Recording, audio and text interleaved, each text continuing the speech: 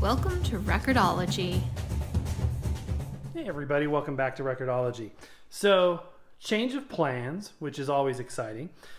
I was originally planning on doing a show today, sort of a shootout between the Pioneer tape deck and the Technics tape deck, and comparing the recording and playback via line, like direct feed, kind of where you put your headphones on, you make a judgment, let me know down in the comments.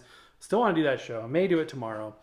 So if you want that, hopefully you do, because it's one of the planned shows. But I went out to the post office, checked the box, and inside I found this. A little care package, it seems, from Finland. Now this brought to mind a recent gift that was sent in by, and whoever this is, I don't know if you reveal yourself in the package. I haven't opened it. We're going to open it together. Assuming it's a record, I brought along my trusty Crosley Collegiate to listen to it on. But it brought, when I saw Finland, it made me think of this flexi disc that I was recently gifted as well. Now, if you're wondering where the show is about this, so am I, because I think I must have accidentally deleted it at some point along the way. So I'm going to make up for that, and we're going to play this as well. If it's from the same individual, I thank you yet again. So kind of you to think of sending me anything. And again, pretty much whatever you send us, we'll review it, we'll put it on the show, make a hopefully interesting show about it, and give you a huge shout out if you want that. So happy to do that. So last night's show, by the way, it was posted today. I apologize for that, but it took me, gosh, that thing was rendering all night. Now, sometimes I can tell, or not rendering, it was uploading. At first I rendered it and I uploaded it, went pretty quick, and then I got a copyright content ID match right away for the Michael Jackson music. I used too many seconds. I forgot how particular they are on Michael Jackson. So I trimmed that down, and I'm always sorry if it's abrupt when I do that. It's just kind of, I need to make some more tapes and things, and I'm going to definitely do this for the shootout, the tape deck shootout. I need to make more just kind of copyright-free music material, and I do have a bunch of stuff like that broadcast CD that we had the other day, but I need to make more of that so we can listen to more stuff. I hate the fact that we can't do that. On the other hand, I know it's kind of fun to hear music you're familiar with. So, but anyway, then I went to upload that show, and it's snowing out, and it's about 11:30 p.m. Two things happen. One, YouTube stalls out. Now, when this usually happens, I delete the upload and I start again because it'll say like 2 hours remaining or something. Keeping in mind, I've got a pretty hefty fiber connection into Comcast, and there's no excuse for it whatsoever. But sometimes it'll still say 2 hours, 4 hours, or whatever, and I'll just delete the upload and try again. And sometimes it'll go up in 5 minutes or 10 minutes. So it was late, and I would have done that. However, the furnace went out at about 11:30 p.m. So it was a late night. I'm sitting there on the couch at 1:30 a.m. With the service we hired to come out and fix the furnace. And so that was it was a late night. So the upload of the show kind of took a back seat to that. My apologies. Yeah. So when I woke up in the middle of the night to let the dog out, she's doing better, by the way. Thanks for those of you that asked. I took a look at the upload, and it was still not done. I'm like, this is ridiculous. Okay, let's go ahead and open this up. So it's been an interesting couple of days, but all's well. Happy problems. Champagne problems, as Megan Trainor says. Now, let's open this package. I didn't get the knife in there all the way, I guess, the first time. So this is interesting. I don't know if this is like a record mailer or what. Okay, cool. So I think we got it open. By the way, if you guys want to send stuff, I try to put the P.O. box in the all the descriptions, and it's also in our About to Have. Cool, it's another flexi disc. Oh, what is this? No. What? The Reader's Digest presents your free audition recording from the Glenn Miller years. It's a sampler. Oh, this is cool. Okay, you guys are awesome. I'm going to look and see if there's a note in there so you can give credit to anybody in a second here. A Glenn Miller flexi disc. Okay, that is a first. So it's auditioning for a Reader's Digest set. I don't know if I have that set. Let me make sure there's nothing else in here. And obviously you don't need to include anything. You don't even need to, there's a note in here.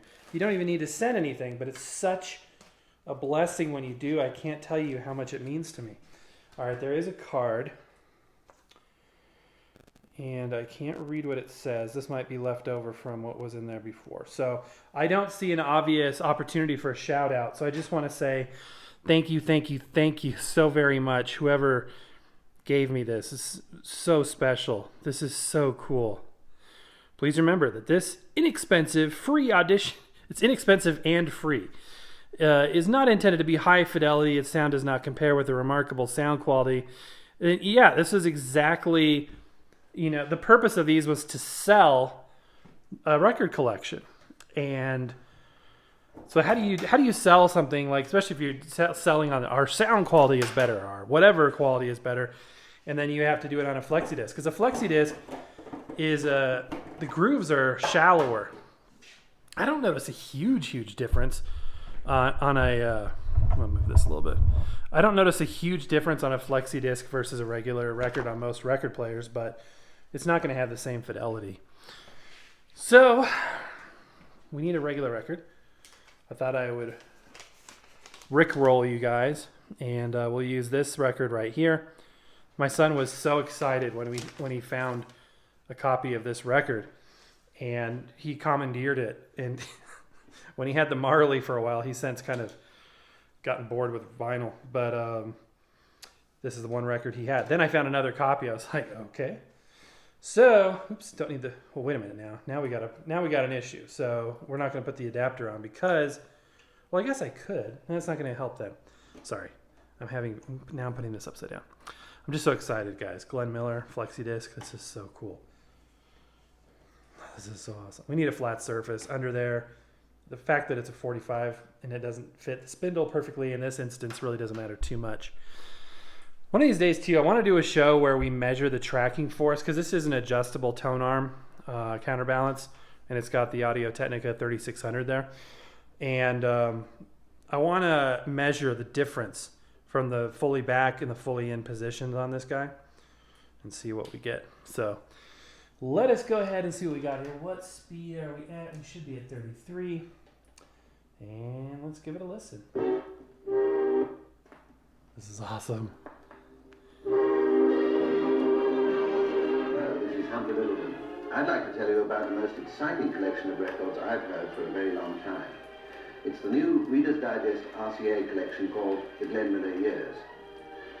The Glenn Miller Years is a really historic collection, well named after the man whose name and music climaxed a golden age of great bands, great personalities, and great music.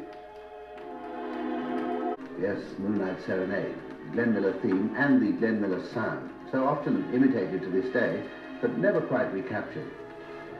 Glenn Miller was a giant in his time, and it was a time for giants. Benny Goodman, Tommy Dorsey, Artie Shaw, Freddie Martin, Guy Lombardo. They all flourished in an era which began in the early 30s and reached its peak in the wartime 40s and Glenn Miller's 45-piece Army Band.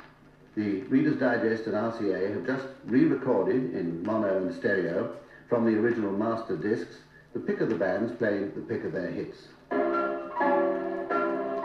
That's a familiar piece for Duke Ellington fans. Take the A Train has been the theme tune of Duke Ellington's orchestra ever since he first recorded it in 1940. Well, if you've heard that record on one of the old 78s, you're no doubt wondering where all the scratches and needle hiss have gone. The answer is, of course, that RCA have taken them out. But naturally, this little plastic record doesn't sound anything like as good as the real ones. This was a period when hits were made by bands, but a rich generation of singers did their bit too. Several now famous singers first appeared on these records cloaked in anonymity under the phrase "with vocal refrain." Dinah Shaw with Xavier Cugat, Joe Stafford with Tommy Dorsey, and also with Dorsey, this young man. What good would it do? Of course, Frank Sinatra, who came to fame with Tommy Dorsey before striking out on his own. Sinatra has always said that he based his smooth, relaxed style on Tommy Dorsey's trombone playing. It goes without saying that these band leaders, who were superb instrumentalists, gathered around them all the great players of the period, and some of them went on to become band leaders themselves. Like this stupendous performer whom Benny Goodman signed up when he discovered him playing in a tiny, out-of-the-way roadhouse.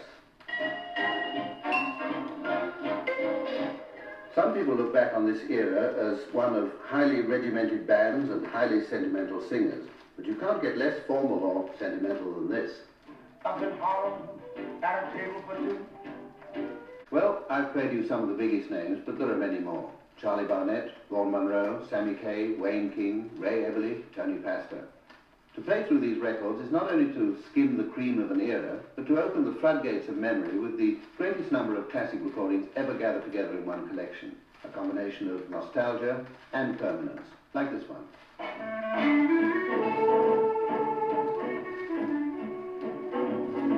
Well, there's no end to the great things I'd like to play for you here, but for the rest I'll have to refer you to the leaflet. There you'll see that the Glenn Miller years is just about all the great things that you would expect from this golden era, plus some unexpected treats by way of a bonus. If there isn't a huge demand for this collection, well, I'll be very, very surprised. For me, it brings back a whole wonderful world of music which seemed to have vanished forever, and I know there are thousands who share my delight in it.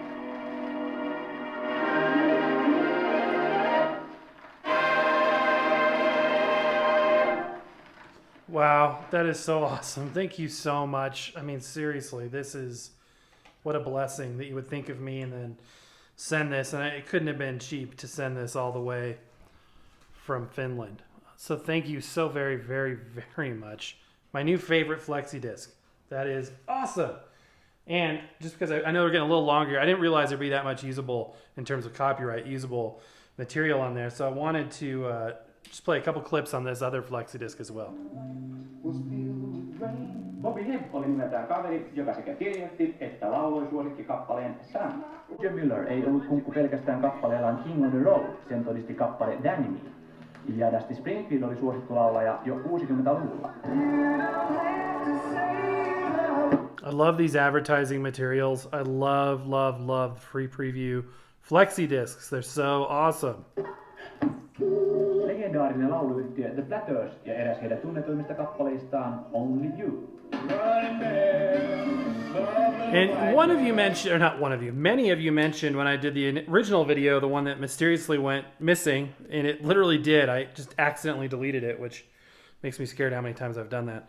But you mentioned that I couldn't place this, like what language this was. Obviously, it's Helsinki, it's Finland, it's Finnish. So there you go. So again, thank you so very much. I have a feeling this came from the same person. But if it didn't, my apologies. And if it did, thank you so very, very much to whoever sent any of this stuff. It's just such a blessing. But anyway, that's going to do it for now. Thank you so much for being there, guys. Happy record hunting. We will see you tomorrow.